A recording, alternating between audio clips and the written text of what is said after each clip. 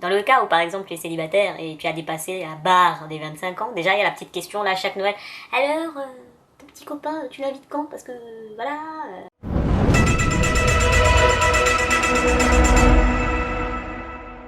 Salut les petits crasseux, comment vas-tu? Vous noterez que j'essaie de ne pas trop bouger parce qu'en fait ma caméra est sur le lit, sur des choses plutôt précaires et j'ai peur qu'elle me fasse une cascade. Donc du coup je vais continuer de m'agiter comme d'habitude mais avec beaucoup moins de mouvement. Du coup je suis un peu frustrée, donc soutenez-moi dans cette épreuve, merci beaucoup. Les fêtes sont finies, normalement quand vous regarderez cette vidéo, les fêtes sont finies. Et maintenant, on peut parler des choses négatives concernant Noël. Parce que oui, j'aime Noël, Noël est agréable, il y a tellement de choses positives, la famille, la bouffe, l'ambiance, les cadeaux, oui. Nous apprécions toutes ces choses. Mais soyons honnêtes, il y a des côtés négatifs dont personne ne veut jamais parler. Des choses qui ont tendance à te gratter une certaine voix. Soyons honnêtes, non, nous ne validons pas. Nous ne validons pas. Alors aujourd'hui, nous allons être honnêtes. Nous allons parler des choses qui ne vont pas. Nous allons commencer par Tantine Maria Carré. Maria, ce moment est pour toi. À un moment, ça fait 19 ans que tu nous chantes la même chanson chaque hiver. À un moment, nous sommes fatigués. Ok, nous sommes fatigués. Hein, je ne vais pas la mimer. Même si je l'ai dans la tête à l'heure actuelle, ce n'est pas possible. La chanson de Maria Carré, partout où tu vas, tu l'as. Tu vas dans le centre commercial, tu l'as. Tu marches dans la rue, tu l'as. Tu vas prendre un truc au resto, tu l'as. Partout, tu respires, tu l'as. Maria. All I want for Christmas. Nous connaissons, voilà, j'ai même pas eu besoin de finir. Tu as eu la suite dans ta tête. Vrai ou pas vrai? Merci. Donc là, à partir de là, ça devient dangereux. Ça devient dangereux. Parce que Tantine, elle vient de battre un record du monde, hein, avec ce single. Je viens juste à le dire. Allez vérifier, c'est pas possible. À un moment, le côté sectaire, merci. Je veux pouvoir profiter de ma vie, avoir une existence normale. Ça veut dire quoi? Il va nous falloir 1 mois, 2 mois pour pouvoir se remettre de cet hiver encore une fois parce qu'on avait All I Want for Christmas is You dans les oreilles. Non, c'est bon.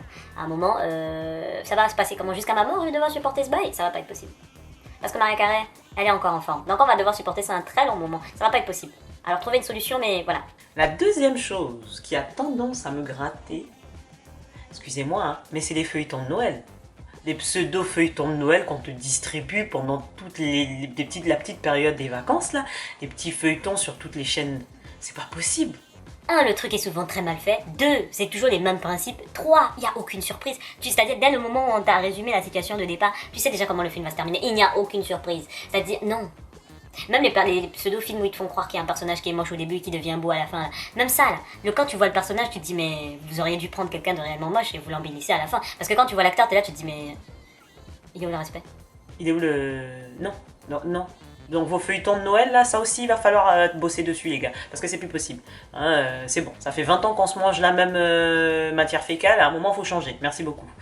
Next. Ensuite, maintenant on va venir sur les choses sérieuses là. Le principe d'avoir de l'argent pour Noël là. On dirait à Noël, tout le monde est riche. T'es obligé de devoir avoir de l'argent et pour acheter des cadeaux aux frères, à la sœur, au père, à la mère, les amis. Parce que quand t'as des amis proches, il faut aussi penser à eux. Parce que c'est quasiment la famille maintenant. Ensuite, maintenant, il faut pouvoir t'acheter un cadeau que tu aimes. Parce que parfois, une fois sur deux, là, les cadeaux qu'on t'offre là, ça te blesse plus qu'autre chose. Donc du coup, il faut préparer aussi un cadeau à part pour toi quand même. Parce que bon, tu t'apprécies, il faut se donner de l'amour. Enfin, on a dit qu'il fallait se donner de l'amour. On a compris, on sait tous les deux. Voilà, merci.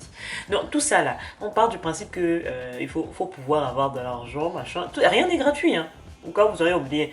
Non, c'est bien beau là de dire oui, il faut offrir des cadeaux, mais les cadeaux là, on ne vole pas ça, hein, on paye. Donc vos histoires de oui, non, tout le monde ne gagne pas des millions, tout le monde n'a pas la possibilité de distribuer les cadeaux comme ça, non.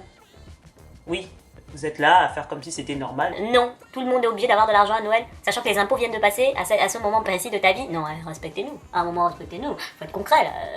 Merci. Après, il y a un autre souci, hein, parce que oui, moi dans mon cas, ça fait plus de 20 ans là que j'ai mes frangins qui parasitent, qui sont dans la zone, hein, je vais dire parasitent l'espace, mais bon, on s'est compris, qui gravitent dans ma vie. Ça veut dire que ça fait 20 ans que chaque année, il faut trouver un autre cadeau. Parce qu'en plus, entre-temps, il y a les cadeaux d'anniversaire aussi. Hein.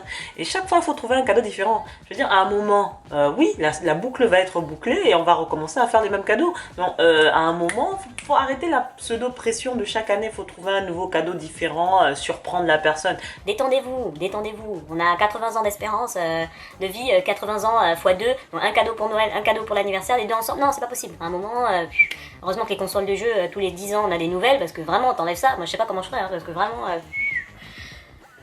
fatigant. Et là, maintenant, on va commencer à aborder des trucs épineux. Fêter Noël en famille.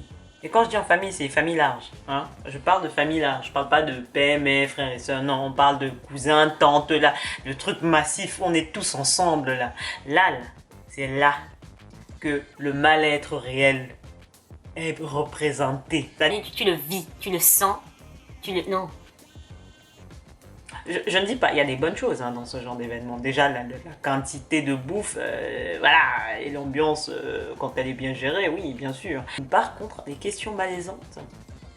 Dans le cas où, par exemple, tu es célibataire et tu as dépassé la barre des 25 ans, déjà, il y a la petite question, là, chaque Noël. Alors, ton petit copain, tu l'invites quand? Parce que, voilà... Et quand on a un, c'est... Et les enfants, ça vient quand? Ok. Ou le mariage, c'est pour quand? Voilà, le malaise absolu. Sachant qu'en plus, parfois, le partenaire est avec toi. Donc le gars commence à transpirer des yeux. T'es là, tu te dis, pourquoi? Je veux dire, où est la compassion? Où est l'amour? Où est le soutien? Je veux dire, on est là pour partager un bon moment. On n'est pas obligé de venir appuyer sur les blessures de chacun. Quel est le but, là? Quelle est la fonction? Je veux dire, c'est ma vie, c'est pas la tienne. Pourquoi tu viens me poser ce genre de questions-là? Et puis en plus, quand on vient te poser ce genre de questions, on n'est jamais seul. Tu vois, on va toujours avoir 4 ou 5 autres personnes dans le groupe qui viennent avec toi. Et on te pose la question. Ouais, nanana, on balance ta patate chaude au milieu de l'assiette comme ça, normal, on t'affiche. Et après, tu sais que quand ils vont se dispatcher dans la pièce, ils vont tous continuer à parler de toi. Là. Donc tu sais que tu seras le sujet numéro 1. Hein, peut-être pas de Twitter, mais Twitter familial, oui, tu vas être le sujet trending du moment. Tu vois, ça va être toi. Pendant au moins les 35 prochaines minutes. Donc ça va pas être possible. Là, à un moment, ça, je suis désolé, vous pouvez dire ce que vous voulez, ce n'est pas agréable, merci. Et on ne va même pas dans le sujet de la comparaison. Oui, parce que quand tu as une petite cousine bac plus 17 et toi t'es ici, t'as même pas dépassé le BEP, il y a un jugement, je suis désolé. Moi je respecte les gens qui ont BEP, mais c'est pas le cas de tout le monde. Donc tu sens la petite comparaison, genre le cousin qui se fait un petit 5000 € par mois, toi t'es là au SMIC. Ta mère va commencer à te regarder, genre elle va oublier que t'es son enfant et que le reste de l'année elle t'apprécie. Mais elle va commencer à te regarder comme si t'étais la poubelle du quartier. Je suis désolée. À un moment, les gens, faut vous détendre. Faut vous détendre, merci beaucoup. On n'est pas ici pour souffrir. Il va falloir que j'arrête de dire ça parce qu'on est un peu en 2020, c'est ça mon sous peu. Détendons-nous. Ah, il y a un petit truc joker là à ne pas oublier dans le contexte familial au pluriel. Quand t'as le plateau là, la petite table longue et interminable, ce je dis petite, on dirait, j'essaye de faire de l'euphémisme, mais vous-même vous savez le buffet à quel point il est long quand c'est en famille, n'est-ce pas? Vous savez, merci beaucoup. Ce buffet là. Donc chaque tante a préparé un petit plat, n'est-ce pas? Chacune d'entre elles a préparé un truc. Donc il t'est supposé goûter au plat de chacune. Le problème c'est qu'il y a tellement de trucs à goûter que parfois tu es pleine avant d'avoir mangé même 2% de ce qu'il y avait sur le buffet. Si une de tes tantes se rend compte que tu n'as pas touché son plat, ah moi je te dis, j'espère pour toi que t'as un garde du corps. Hein. Parce que soit on va t'attaquer toi personnellement, soit elle est plus fourbe. Elle va aller voir ta mère et commencer à aller pleurer chez ta mère. Tu te rends compte? Ta fille a snobé mon repas. Hein, elle n'a pas voulu toucher à mon plat. Je comprends pas. Qu'est-ce qui se passe? Est-ce qu'il y a un souci? Elle commence à faire l'âme sensible là. Et du coup ta mère vient te menacer dans un coin. Pourquoi tu n'as pas touché au plat de ta tante? Toi aussi tu la connais. Non, pas aller goûter le plat. Va servir. Ton ventre est plein. Ton ventre est juste plein. Voilà. Moi, personnellement, c'est du vécu. Je sais pas pour vous, mais moi, c'est du vécu. Des tensions douteuses comme ça, oui. Pour une histoire d'assiette. Voilà. Donc te voici, pleine, en train d'aller te resservir. Et en plus, tu peux pas te servir un peu. Hein. Faut quand même remplir un peu le plat. Parce qu'elle est là et elle regarde quelle quantité tu prends. Donc tu sers le plat et tu vas t'asseoir. Voilà. Nous applaudissons. Maintenant, nous pouvons parler de la plus grosse douille de l'histoire. L'église orthodoxe. Excusez-moi, mais vous, là, vous avez la chance. Vous avez la chance. Parce que eux, là, quand Noël arrive, c'est la période des prix ont baissé. Noël est passé, ils soldent tout, là. Hein? Eux, c'est début janvier. Hein? Ils soldent tout. Dans les prix, ils sont très bien pour eux. C'est-à-dire, eux, ils sont sereins. Nous, on est là, on se tape les prix plein pot. Eux, ils ont des demi-prix. Oh, je suis désolée. Il y a quand même une petite jalousie qui se crée en moi. Je suis désolée. Voilà.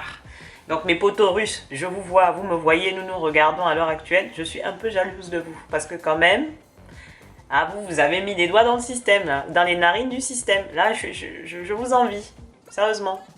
Bien joué les gars, bien joué. Ah, un autre truc bien évidemment agaçant dans ce contexte, tu revois des personnes que tu n'as pas forcément envie de revoir. Tu as des personnes de la famille qui ont plutôt tendance à te fatiguer un peu. Mais bon, au moment de famille, tu es obligé de les voir et discuter avec eux, bien évidemment. Hein. Retrouver ton oncle qui a l'air de ne pas vouloir accepter que tu as passé ton bac il y a 10 ans et tu l'as eu. Voilà, c'est... Ça, ce genre d'information, non. Non. Tu persistes chaque année, chaque fois que tu le vois. Oh, mais tonton, ça fait 8 ans que j'ai eu mon bac. 9 ans. 10 ans. Nous sommes à 10 ans. Et chaque fois que je le vois, il faut encore que j'explique que mes... Je n'ai pas 20 ans. Je n'ai pas 18 ans. Je n'en ai pas 16. Voilà, continue. Mais le temps passe, hein, tonton. Le temps passe, même si tu ne le vois pas. Même pour moi. Et l'une des dernières choses qui a tendance à m'agacer, parce que oui, je suis l'aîné dans la famille, premier enfant. Donc lorsque il y a un événement comme ça et que tu as tes oncles, tes tantes, tous amassés là, quand ils finissent de manger, ils ont le ventre plein. Mais c'est pas pour autant qu'ils n'ont plus envie de boire. Voilà. Que ce soit de l'eau, de l'alcool, du jus, peu importe. Ils veulent boire. Mais ils ne veulent pas se lever. Alors je te laisse imaginer qui fait le service pour la quasi-totalité des personnes présentes. C'est Bibi. Voilà. Et donc du coup, parfois, eux, ils ont déjà fini de manger. Toi, tu ne t'es pas encore servi. Hein, entre-temps, ils te demandent à boire. Donc tu te retrouves à servir Jean-Baptiste Robert. Parce qu'en plus, quand un te voit servir quelqu'un, il te dit « Ah oui, moi aussi d'ailleurs, je veux un coca, whisky après, merci beaucoup. » Voilà, et te voilà en train de servir la terre entière. Et quand finalement tu es libre, tu peux aller te servir pour manger. Ou boire même juste ton verre de jus tranquillement. Il n'y a plus rien.